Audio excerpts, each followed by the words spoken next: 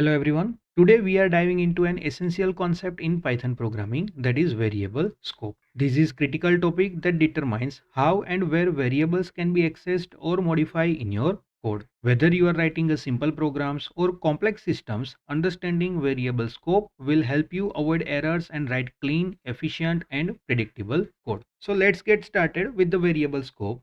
So the variable scope refers to the region in a program where a variable is accessible. In Python, variables are not all treated equally. They depend on where and how they are defined. Knowing the scope help us understand where a variable exists and where it do not exist. Python defines four types of variable scope: local scope, enclosing scope, global scope and built-in scope. These scopes are collectively known as LEGB rule, that is LEGB rule, which stands for local, enclosing, global and built-in scope. So let us have a brief discussion about the logic of different scope.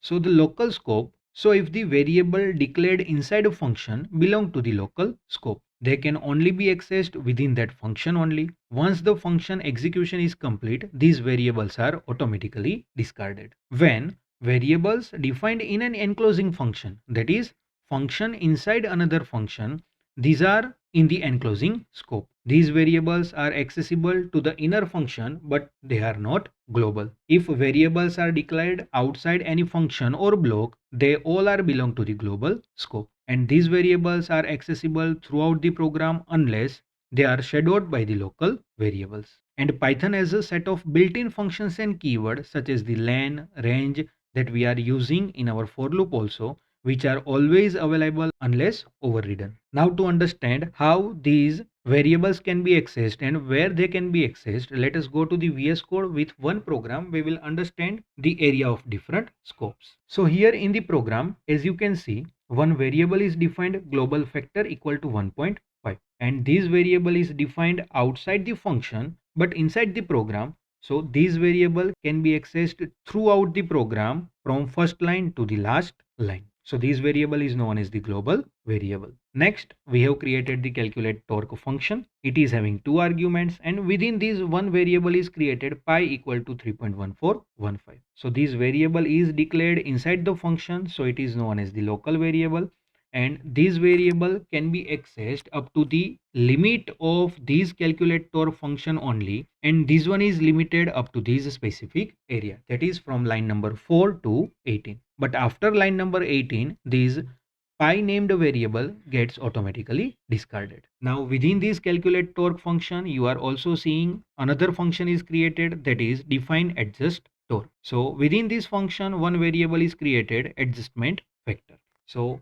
adjustment factor variable is created inside the function. The location of this variable is function inside a function.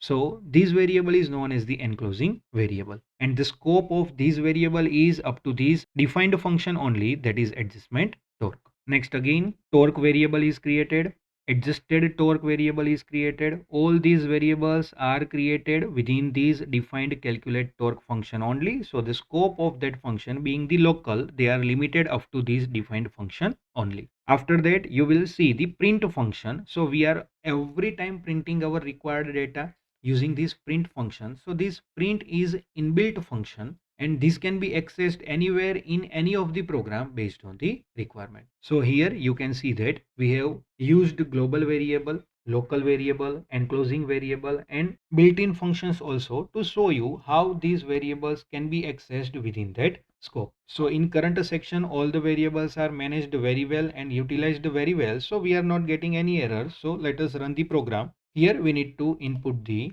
applied force. So let us say that is 1000. We will provide the radius in meter, that is being 20. So the adjusted torque is calculated based on the provided value. So we are not getting any error. But now suppose if we are accessing this variable outside the scope, then we will 100% get the error. So to understand that, let us see this pi variable is having local scope up to this defined function only.